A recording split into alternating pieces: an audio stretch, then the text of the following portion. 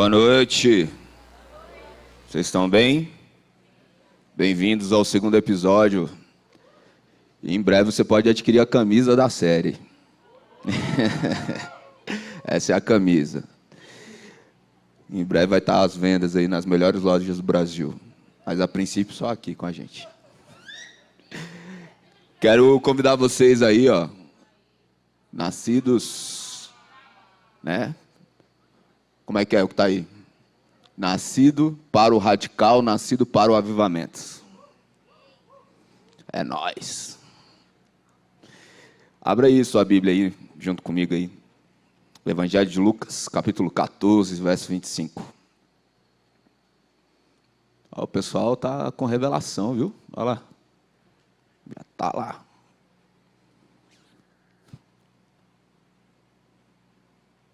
A palavra de Deus diz o seguinte, verso 25.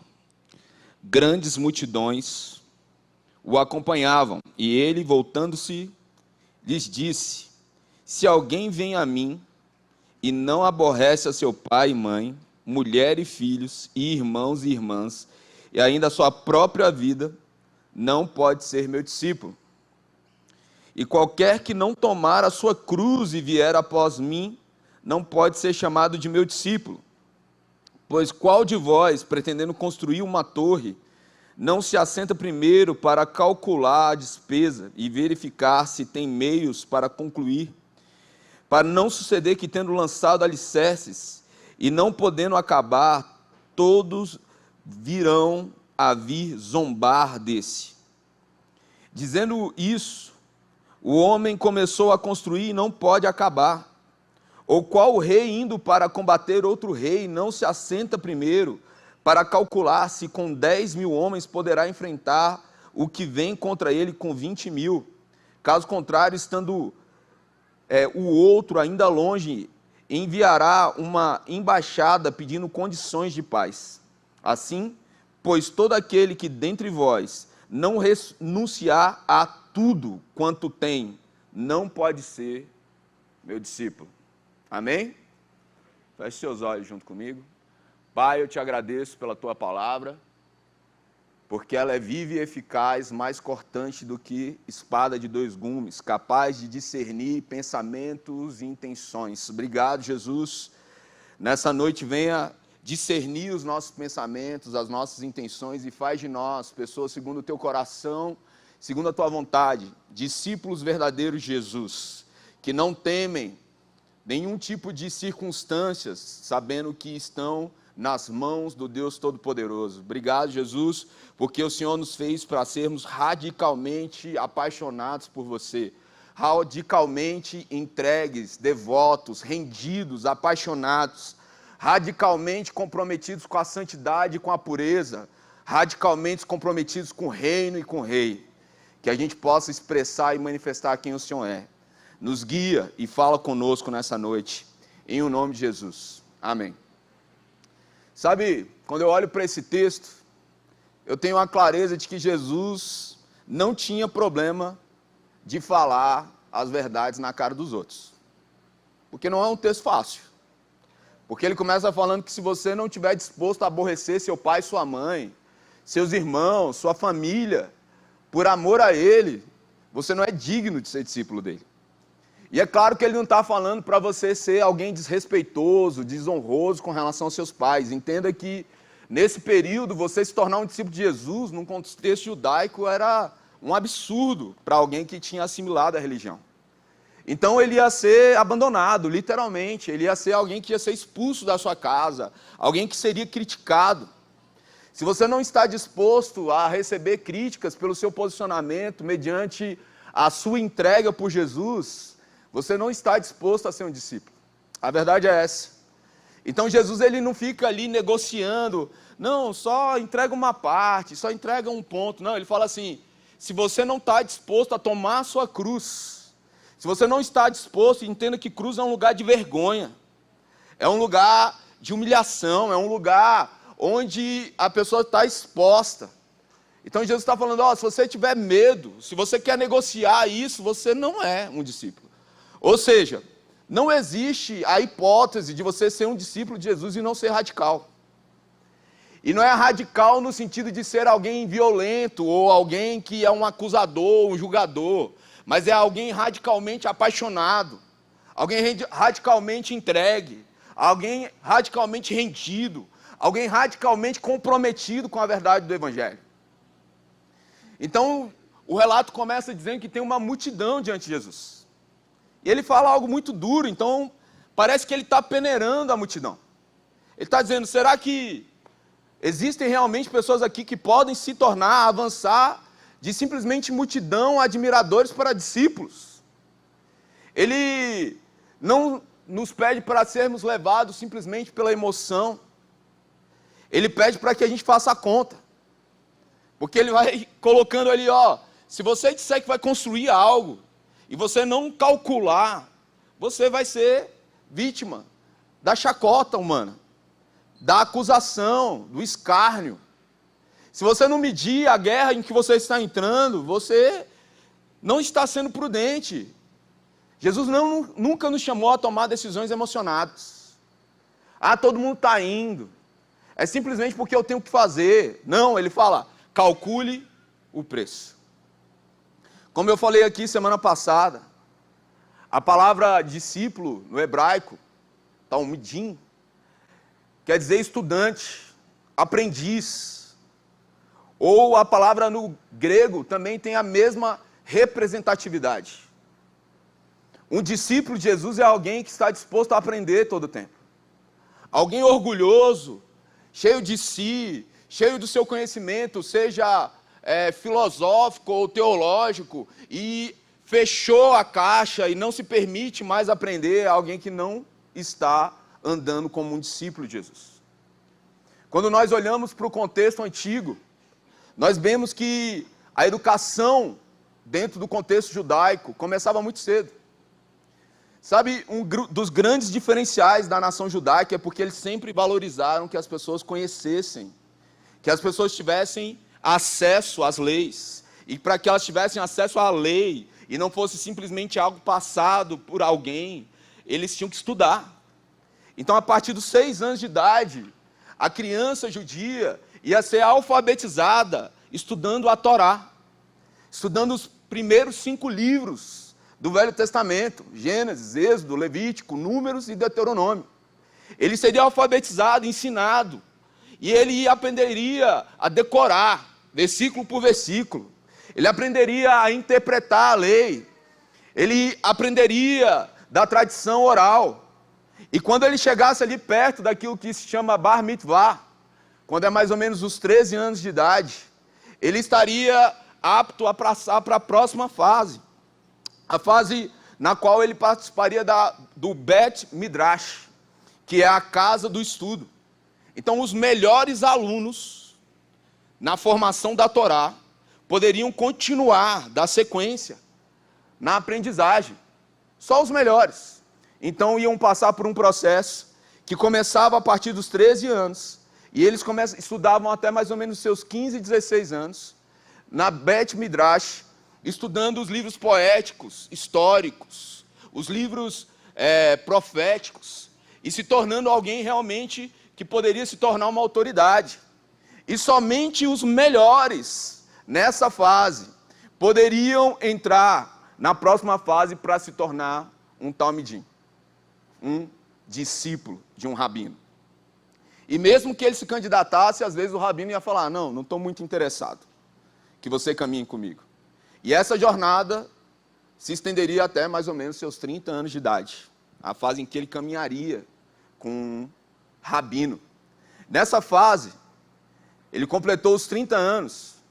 Ele poderia ter deixado de alguma forma isso aí, porque ele assumiu uma casa, porque ele se casou, e porque surgiu algum tipo de necessidade, ou até pelo fato dele ter reprovado. E como eu falei aqui, como vocês bem conhecem as Escrituras, nós temos Jesus chamando homens que tinham assimilado a profissão de seus pais. Isso é a prova de que eles tinham reprovado. Os discípulos de Jesus, em sua grande maioria, se não todos, pelo que nós vemos nas Escrituras, pela base, eram jovens e adolescentes.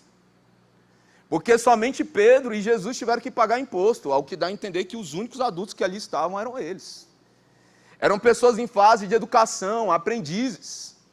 Agora, a grande pergunta que nós temos nesse momento é porque existiam duas grandes escolas hebraicas. A escola de Hillel e a escola de Shammai. As escolas que tinham maior renome no tempo. Hillel era uma escola bem liberal, basicamente interpretava a lei e retirava tudo aquilo que meio que incomodava. É por isso que quando Jesus é questionado sobre o divórcio, fala assim, pode por qualquer motivo dar carta de divórcio? Por qualquer motivo? A pessoa estava perguntando o quê? Hillel, tá certo? Mas já existia uma escola, que era a escola de Shammai, onde a estrutura era mais rígida, restrita, interpretada de uma forma completamente equivocada. Então, de um lado você tinha liberação para que qualquer um, por qualquer motivo, entregasse carta de divórcio. E o outro, em hipótese nenhuma, você poderia se divorciar. São as duas principais escolas desse momento. Então, quando nós olhamos para as Escrituras, e nós vemos ali Jesus chamando seus discípulos, você vê que Jesus não era nem da escola de Shammai, nem de Hillel. Não era de nenhuma das duas, não era das escolas renomadas. E Jesus, ele estava caminhando junto ao mar da Galileia, quando ele chama e vê, depois chama, Pedro e João, os primeiros discípulos. Depois, quer dizer, Pedro e André. E posteriormente ele chama Tiago e João, que estavam fazendo o quê? Pescando e consertando redes. Isso você pode ver em Mateus 4, do verso 12 em diante, Marcos 1, do verso 14 em diante, e Lucas, capítulo 5, a partir do verso 1. E é interessante que ele continua, você vai ver mais na frente, ele chama Levi. E o que ele estava fazendo? Caminhando. Viu Levi na coletoria, ninguém gostava do tal do publicano. Jesus olha e fala, cola. Em João, no capítulo 1, verso 35, Jesus ele passa, João Batista reconhece, e discípulos de João Batista vão até Jesus, porque esse ali é o Cordeiro de Deus. Então eles abandonam o discipulado antigo e avançam para um discipulado com Jesus, e naquele momento eles vão na casa de Jesus. Quando nós olhamos para esse contexto, eu não sei para você, não sei se você já se questionou isso, mas é muito imediato a forma como eles abandonam tudo. Entenda, Mateus, se ele era um publicano, ele não tinha pouco dinheiro. Pedro era dono do seu próprio negócio. E textos bíblicos vão entender que, junto com seu irmão André, Tiago e João, eles eram sócios. Então eles tinham algo a perder, mas eles abandonam tudo para viver uma vida completamente dedicada a Jesus. Mas sabe uma coisa que me deixa ainda mais, vamos dizer assim, encabulado ou tentando entender o fato, não sei se você já parou para reparar nisso, João no capítulo 7, verso 14, João 7, 14, vai dizer assim, ó, quando a festa estava na metade, Jesus foi ao templo e começou a ensinar, verso 15, então os judeus se maravilharam e diziam, como é que ele pode ser letrado se não chegou a estudar? Jesus lhes respondeu, o meu ensino não é meu, mas daquele que me enviou, e se alguém quiser fazer a vontade de Deus, conhecerá a respeito da doutrina, se ela é de Deus ou se eu falo por mim mesmo. Quem fala por si está buscando a sua própria glória, mas o que busca a glória de quem o enviou, esse é verdadeiro e nele não há falsidade. Quando você vê alguém falando muito de si, você pode ter um problema aí na sua frente. Alguém se gloriando, alguém dizendo que ele é a última Coca-Cola do deserto. Jesus está aqui, eu só estou fazendo isso porque o meu pai mandou. Eu só estou aqui porque eu fui ordenado a estar aqui. Sabe, esse negócio aqui não era nem muito meu interesse. Imagina, eu estava nas regiões celestiais, na plenitude. Aí eu me limitei a esse corpo, a essa humanidade. E agora eu só passo porque o meu pai me manda fazer. E é interessante que aqui nós temos que, ao que tudo indica pelo texto, Jesus não terminou a escola rabínica. Então, uma pessoa queria ser parte de um grupo de discipulado de uma escola de Hillel ou de Shammai, mas de Jesus, cara. Então, desde o começo, foi algo escandalizante. Entenda.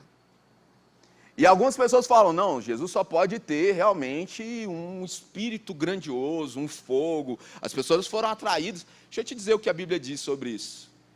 As coisas do Espírito se discernem pelo Espírito. E entendo que o Espírito Santo não tinha sido liberado. Então não foi uma coisa assim, mística.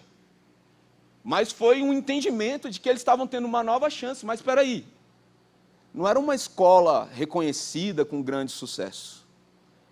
Era uma escola improvável.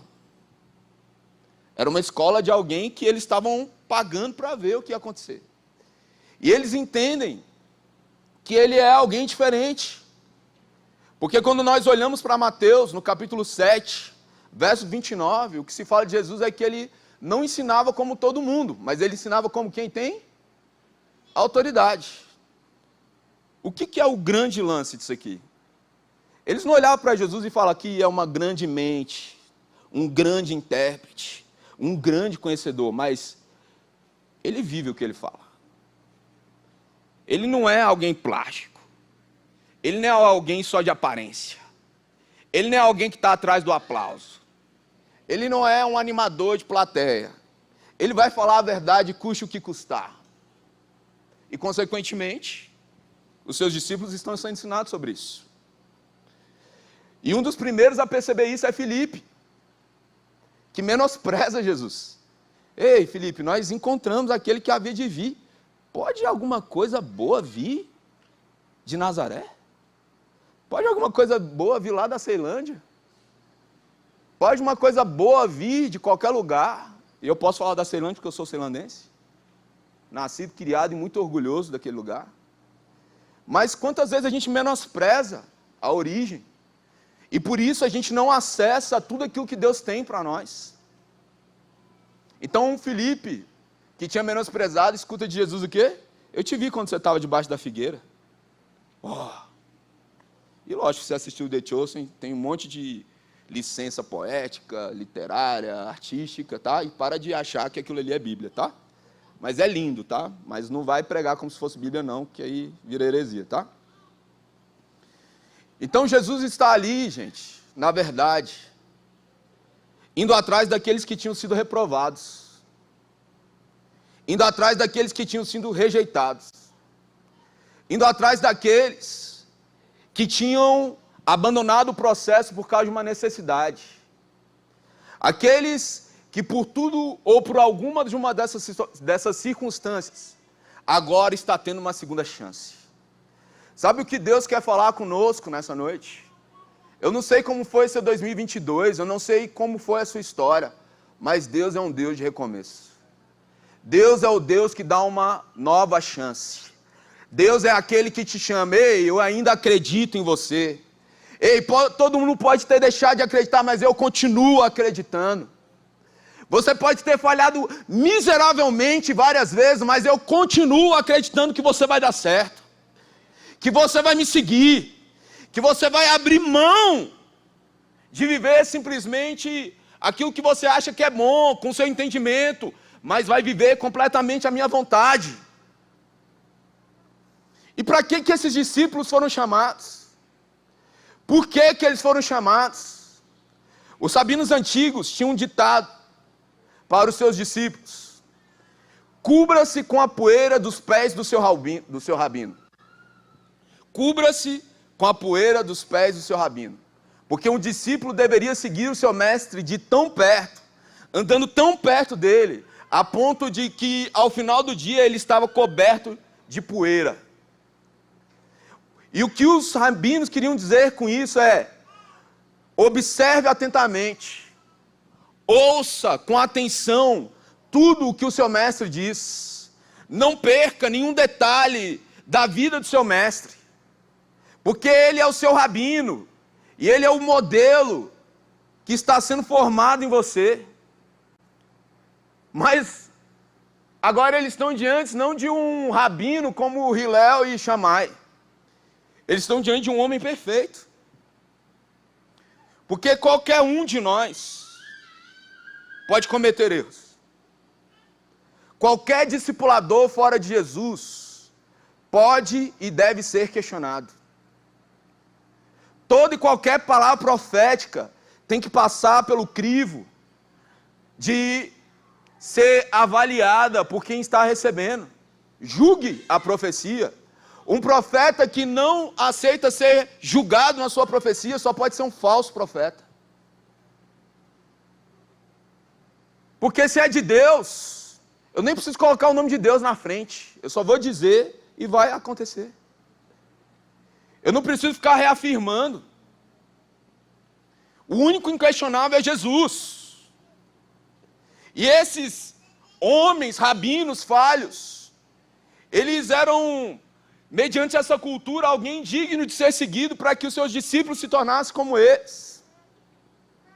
Então a essência do discipulado de Jesus é seguir a voz que está nos chamando. E sabe em que isso implicava para cada um dos discípulos? Prestar total atenção a Jesus. Uma vida completamente entregue. Eles dormiam ouvindo Jesus. Eu acredito que eles dormiam com Jesus, cara. Eles comiam na mesa com Jesus. Eles sorriam com Jesus. Eles compartilhavam momentos com Jesus. Eles estavam atentos a cada palavra. Um discípulo precisava ouvir tudo que ele dizia. Um discípulo precisava perceber os milagres que ele estava realizando. E dar atenção à maneira como ele se relacionava com o Pai. Como ele falava e se relacionava com as pessoas. Porque o maior anseio de um discípulo era ser igual ao seu mestre. E eu quero te dizer algo, continua sendo assim. O maior objetivo de um verdadeiro discípulo de Jesus é ser igual ao grande mestre. É ser igual ao nosso Senhor. Que, sendo Deus, não usurpou ser Deus, antes foi obediente até a morte. Morte de cruz, e isso lhe deu um nome. Que é sobre todo nome, para que diante do nome de Jesus, todo joelho se dobre e toda a língua confesse. Aquele que foi humilde, aquele que em meio à acusação ficou calado, aquele que diz que bem-aventurados são os pacificadores, os que têm sede e fome de justiça, os pobres de espírito. E esse é o anseio de um verdadeiro discípulo de Jesus. O maior elogio para um discípulo de Jesus é: você parece com ele. Eu não conheço ninguém mais parecido com Jesus do que você. E Jesus não parece estar muito se importando em ser um animador de público, não. Você percebe? Aí todo mundo saiu feliz. Você acha que todo mundo saiu feliz quando ele falou aquilo ali? Em Lucas, capítulo 14? Te garanto que não. Porque a distinção entre um seguidor ou um admirador, simplesmente, e um discípulo, é que um seguidor, ele está atrás daquilo que você tem. E um discípulo está atrás de quem você é.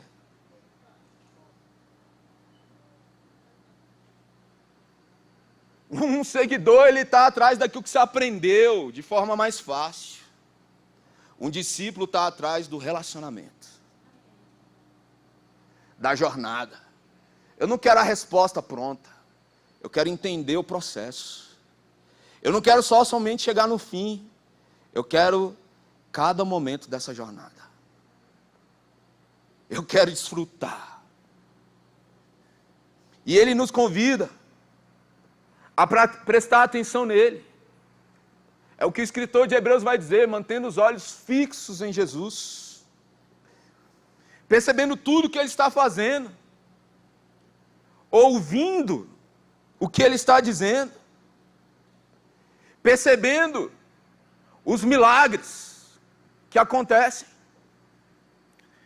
porque nós temos incorrido em tamanha ingratidão, muitas vezes, que a gente não consegue mais ver os pequenos milagres da vida.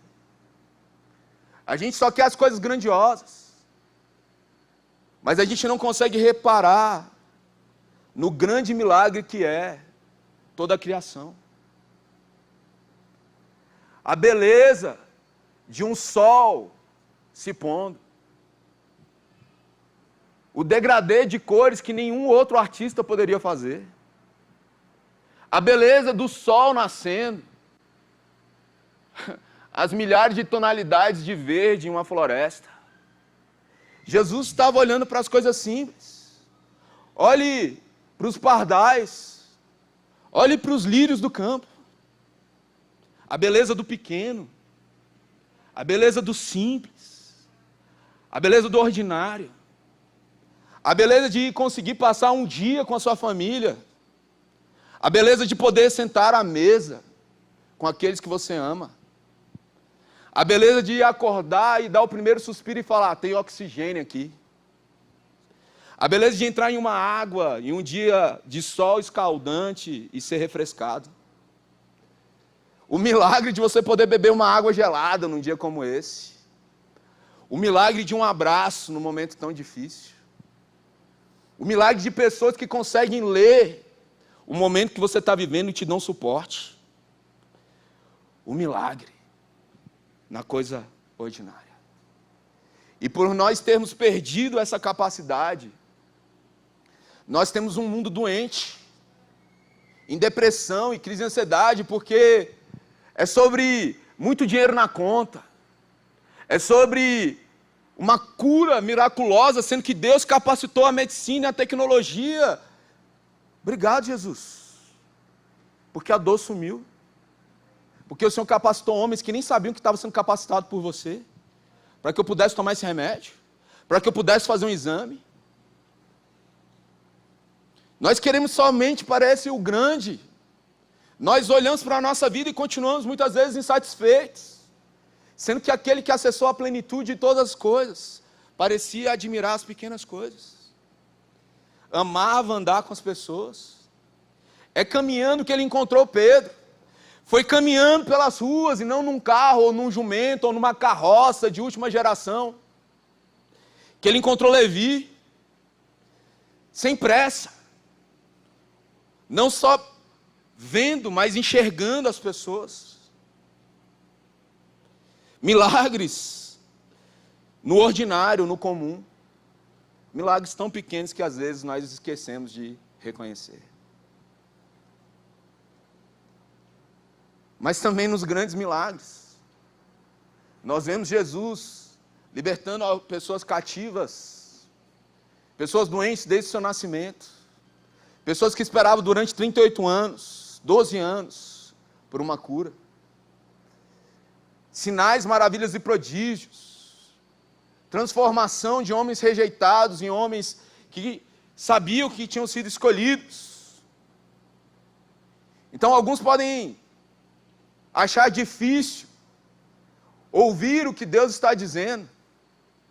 Alguns podem achar difícil ver aquilo que Deus está fazendo, porque ainda não desenvolveram os seus sentidos espirituais. Às vezes, Deus não fala de forma audível, mas são percepções. Muitas vezes, Deus não está falando diretamente conosco, mas Ele usa pessoas. Então nós não podemos ignorar os sinais.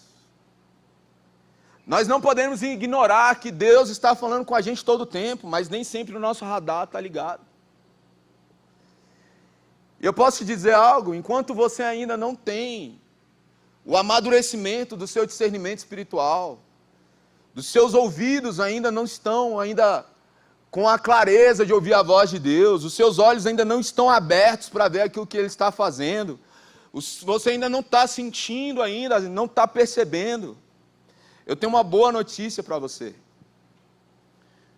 O apóstolo Paulo, ele diz para nós em 1 Coríntios, capítulo 11, sejam meus imitadores como eu sou de Cristo. Em Filipenses 3,17 ele vai dizer, irmãos, sejam meus imitadores e observem os que vivem segundo o exemplo que temos dado a vocês. Segundo o exemplo que temos dado a vocês. Porque tem gente não dando o exemplo que nós estamos dando a vocês. Então esses não devem ser seguidos. até a sua capacidade ser desenvolvida, ande com pessoas que já foram desenvolvidas. Até que a sua capacidade seja plena, e mesmo depois dela, ande com pessoas que podem estar discernindo e vendo coisas que você não está vendo. Uma das grandes maldições da vida é caminhar sozinho, cara. Isso leva as pessoas ao orgulho. Porque verdadeiros discípulos de Jesus, eles não querem simplesmente ouvir Jesus para falar para os outros. Eles não querem simplesmente ver o que Deus está fazendo para dizer para os outros. Eles querem ensinar as pessoas a ouvir Jesus também. Eles querem ensinar as pessoas a ver Jesus também, para que essas pessoas se tornem dependentes, única e exclusivamente de Jesus. Então, o verdadeiro discípulo de Cristo, eles manifestam discípulos de Jesus. Pessoas dependentes de Jesus. E no caminho de nos tornarmos discípulos de Jesus,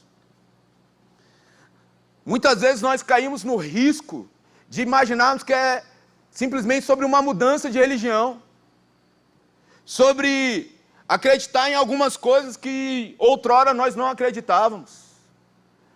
Alguns se perdem no caminho achando que é essencialmente sobre abraçar um novo código de moral, tornando-se simplesmente uma questão de ética. Existem também aqueles que pensam que podem usar do discipulado simplesmente para obter favores a respeito de um Deus que faz milagres. Mas a jornada de um verdadeiro discípulo, como nós percebemos no chamado de Jesus, é muito mais do que isso. Ele deseja que nós não só manifestemos o melhor da pessoa que nós éramos, Ele deseja que nós nos tornemos outra pessoa. Necessário é nascer de novo. Ele deseja que nós nos tornemos cada dia mais parecidos com Ele. E foi para isso que Jesus chamou os seus discípulos, para que eles estivessem com Ele, para que eles caminhassem com Ele, para que eles não conhecessem simplesmente do que os outros dizem, mas eles conhecessem também por uma jornada, por uma história. Porque somente a proximidade pode gerar intimidade. Porque somente a proximidade pode levar a conhecer o mais íntimo de alguém.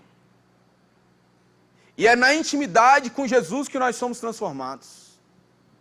E é na intimidade com Jesus que os frutos dele são estabelecidos em nós. E é na intimidade com Jesus que a gente não vai ser levado simplesmente por qualquer vento de doutrina. Porque quando a Bíblia fala sobre sermos predestinados, é sobre sermos predestinados a sermos a imagem do Deus invisível. A manifestação no agora da era por vir. Deus nos chama a ser resposta para esse tempo. E a resposta para esse tempo continua sendo a mesma. Jesus, amigo. Existe um mundo carente de verdadeiros discípulos de Jesus. Porque muitas pessoas assimilaram uma simples ideia. E uma boa ideia pode ser substituída por uma ideia melhor. Jesus não é só uma ideia. Não é somente um espírito iluminado. Jesus não é simplesmente um profeta. Jesus é Deus encarnado. Jesus é o Senhor. Ele é meu amigo. Ele é meu pai. Mas Ele é o dono da minha vida. Eu já não quero mais viver para mim mesmo. Porque a vida que eu vivo agora na carne, eu vivo pela fé no meu Salvador. Porque morrer para mim é lucro. E viver para mim é Cristo. E com isso eu sigo para o alvo da soberana vocação. E o alvo da soberana vocação é Ele. O presente é Ele. A herança é Ele. O motivo é Ele. A razão é Ele. E é por isso que João, em sua carta, primeira, no capítulo 3, verso 2, diz: amados, agora somos filhos de Deus, mas ainda não se manifestou o que havemos de ser.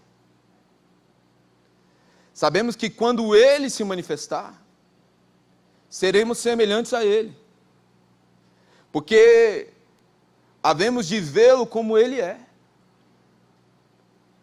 E todo que tem esperança nele purifica a si mesmo, assim como ele é puro. O nosso destino é ser como Jesus é. E enquanto aqui nós vivermos, nós estamos nessa jornada para nos tornarmos cada dia mais parecidos com Jesus. E sabe quem é o mais miserável do homem? Miserável homem é aquele que acha que está pronto. Aquele que acha que não tem nada por fazer. Aquele que acha que não tem nada para aprender. Aquele que acha que é inquestionável. Dono da razão. Nós só temos um objetivo: apontar para Ele. Revelar quem Ele é. Nós somos um bando de seta ambulante, mostrando: Jesus está aqui. Vale a pena abrir mão pelo Evangelho. Vale a pena viver a vida de Deus. E todos aqueles que decidiram viver sem concessões. Todos aqueles que decidiram amar radicalmente Jesus. Todos aqueles que radicalmente decidiram abrir mão das suas vontades simplesmente, do seu entendimento, das suas razões, para viver pelo entendimento, pela vontade e pelas razões de Deus, sabem que vale muito mais viver a vontade de Deus do que simplesmente a sua vontade. Vale a pena ser obediente a Deus. E a garantia de Deus não é que nós teríamos uma vida fácil aqui, mas que a gente tem um destino certo. E o nosso destino é Ele.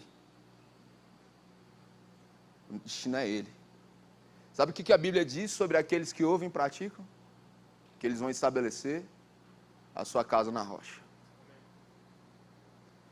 Aquela casa estabelecida na areia é aqueles que só ouvem e não tem mudança. Aqueles que ouvem, entendem, mas não vivem. Mas sabe, meu professor de biologia, com PhD, falou para mim. Então, entre ele e a Bíblia, eu fico com o meu professor com PhD, né? Ah, meu professor de filosofia, com PhD em filosofia, falou para mim. Entre ele e a Bíblia, eu fico com ele. Meu professor de história, de sociologia, que dó. Porque o seu professor de filosofia, biologia, ou qualquer IA que você quiser, por mais que ele estude por toda a sua vida, ele só está desvendando a grandeza da criação do nosso Deus. Do pensamento gerado por Ele, da criação, da obra das suas mãos. Ele tem a detenção de toda a sabedoria e de todo o conhecimento. Sabe qual é incrível? Quanto mais você estuda ciência, amigo, mais você entende que Deus está por trás dela. É impossível, meu amigo, você estudar ciência de verdade e não perceber que tem alguma inteligência por trás disso. Ah, foi o acaso. Ai. Não tem acaso, amigo. Tem intenção. Tem um Deus que ama, que cuida, que zela. Um Deus que não abre mão. Um Deus que, diferente do que muitos têm pregado, não quer a destruição, Ele quer a redenção, a restauração. Porque ninguém que criou algo grandioso, lindo e poderoso, quer ver isso ser jogado no lixo. Quer a restauração, a plenitude. E como eu gosto do texto de 1 Coríntios capítulo 13, que fala do amor que é o nosso Deus. Mas eu gosto especialmente de quando ele diz que um dia nós o conheceremos como somos conhecidos.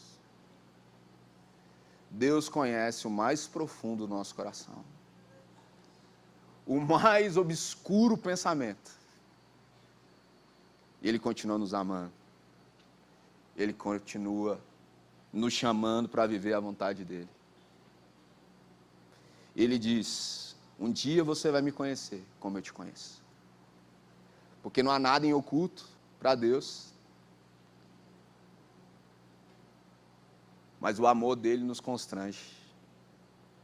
Porque esse Deus que nos fez para ser conforme a imagem e semelhança dele, continua dizendo o que ele disse para o homem no Éden, para nós hoje. O seu futuro é ser como eu sou. O seu futuro é me conhecer como verdadeiramente eu sou. O seu futuro é em mim. O seu futuro é comigo. E esse Deus, Criador de todas as galáxias, de todo o universo, o Deus que desenhou toda a criação e a cada manhã faz inúmeros desenhos num céu, até o dia a gente não consegue perceber. Mas muitas coisas acontecem, até um dia raiar. Esse Deus todo-poderoso, forte, esse Deus todo-poderoso, infinito,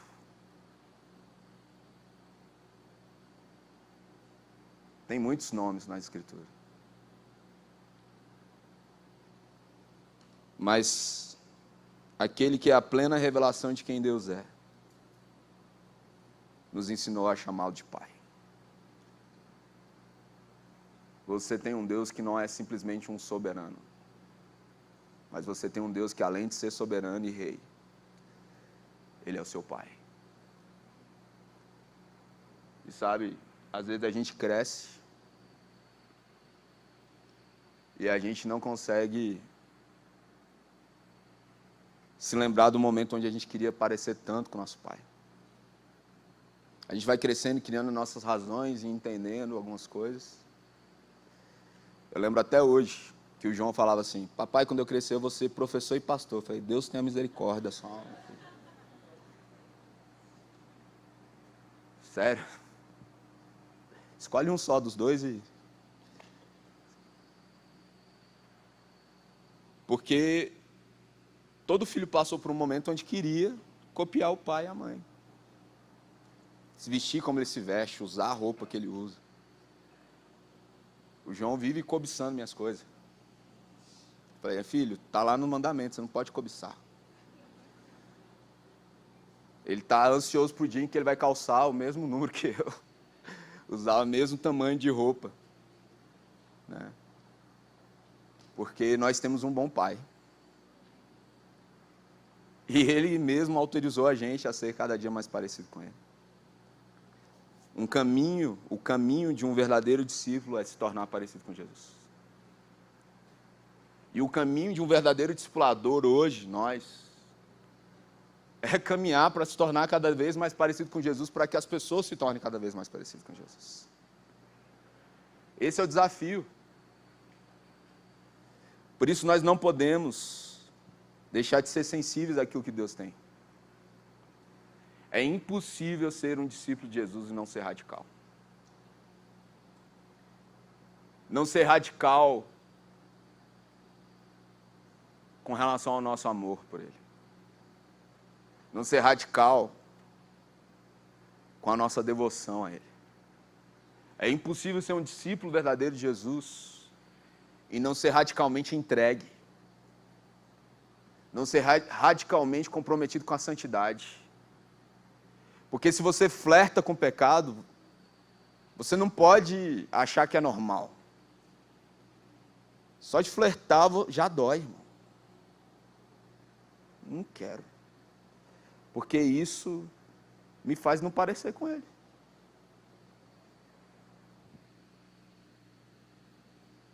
A maior e mais exclusiva característica de Deus é a santidade. Você encontra beleza por aí, no mundo? Sim ou sim? Você encontra bondade por aí no mundo? Em que outro lugar você vai encontrar santidade? A não ser em Deus. Não é à toa que diante dele, os 24 anciãos e aqueles que estão diante do trono dizem o quê? Lindo, lindo, lindo. Amor, amor, amor. E ele é lindo? E ele é amor? Mas eles estão dizendo o quê? Santo. Santo. Santo. E você acha que ele convida a gente a ser santo, sendo que ele mesmo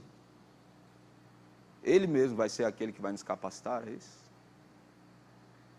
E cada vez que eu avanço para uma vida em santidade, eu avanço para me tornar mais parecido com Jesus.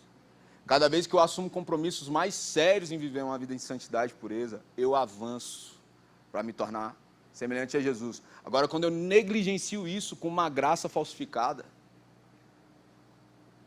eu estou querendo me afastar. O nosso caminho é nos tornar cada dia mais parecidos com Jesus e fazer com que pessoas se tornem cada dia mais parecidas com Jesus. E eu posso dizer algo? Um povo assim é irresistível, cara. Um povo assim é irresistível.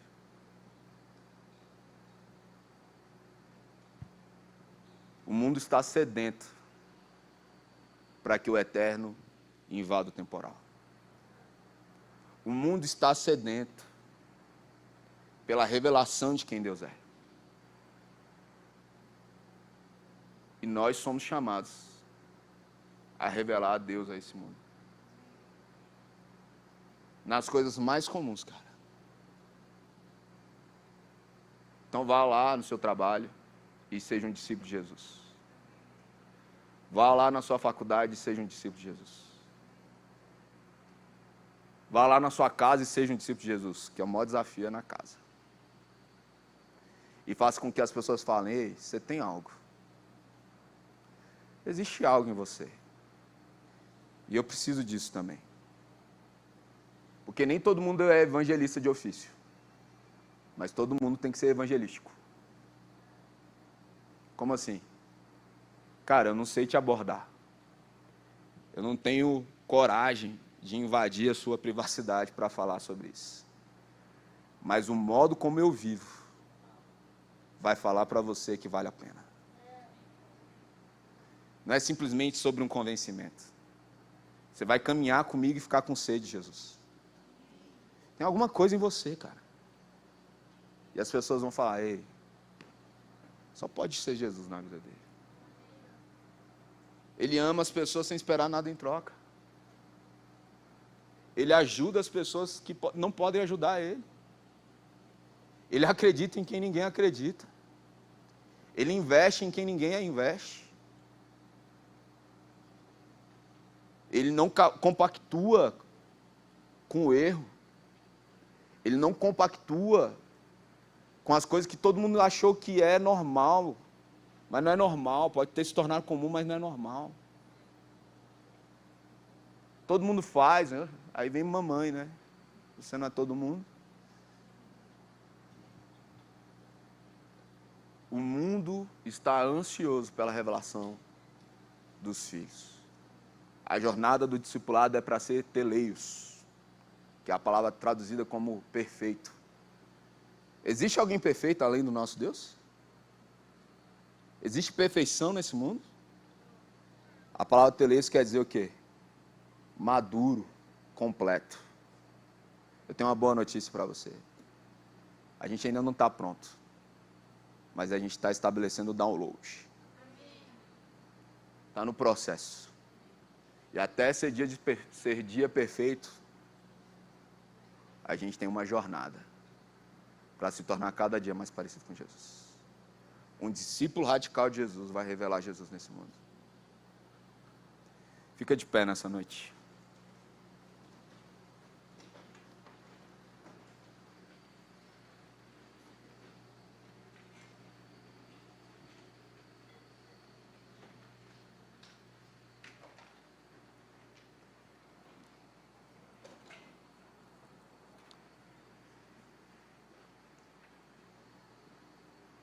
Feche seus olhos.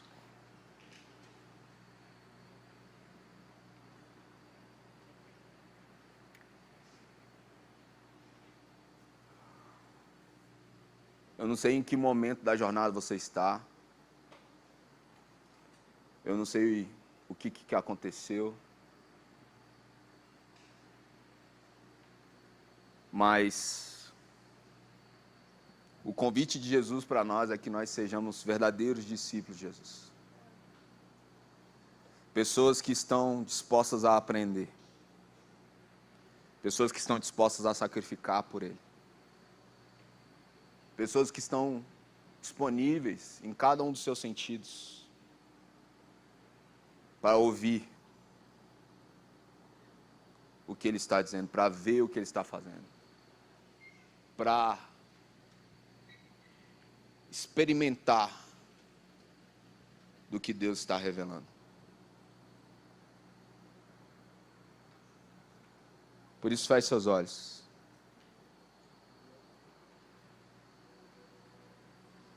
Às vezes, como no primeiro texto lá, citado, você ainda precisa renunciar coisas.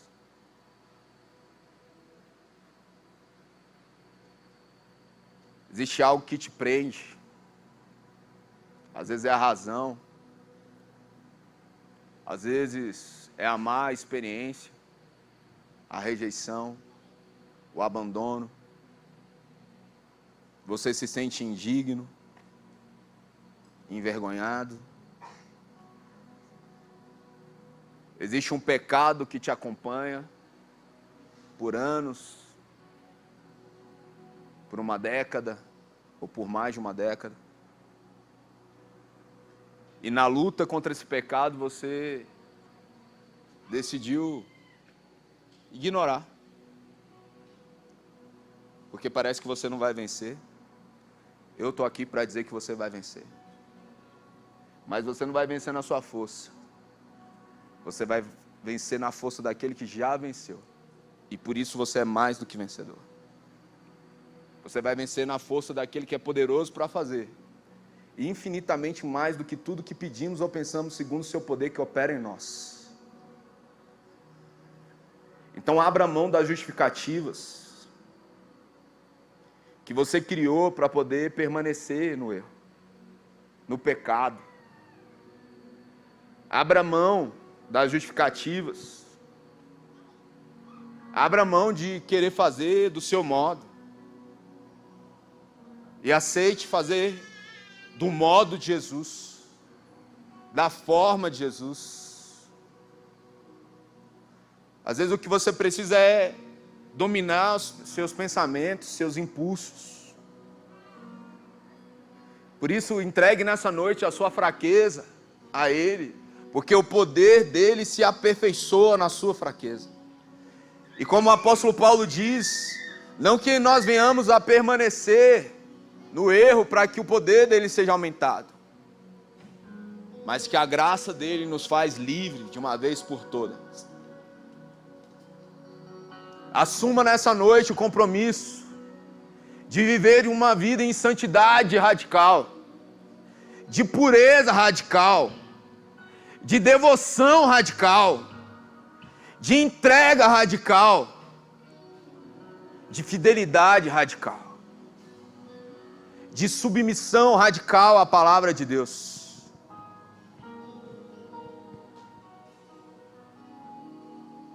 Decida hoje sair do lugar de simplesmente um admirador ou de alguém que faz parte da multidão Decida hoje ser um discípulo.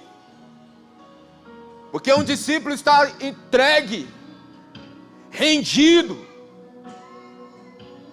e completamente disponível.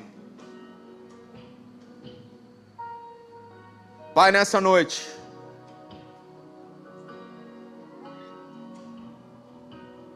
nós estamos aqui, clamando mais uma vez, para que o Senhor encontre no meio desse povo, para que o Senhor encontre no meio dessa casa,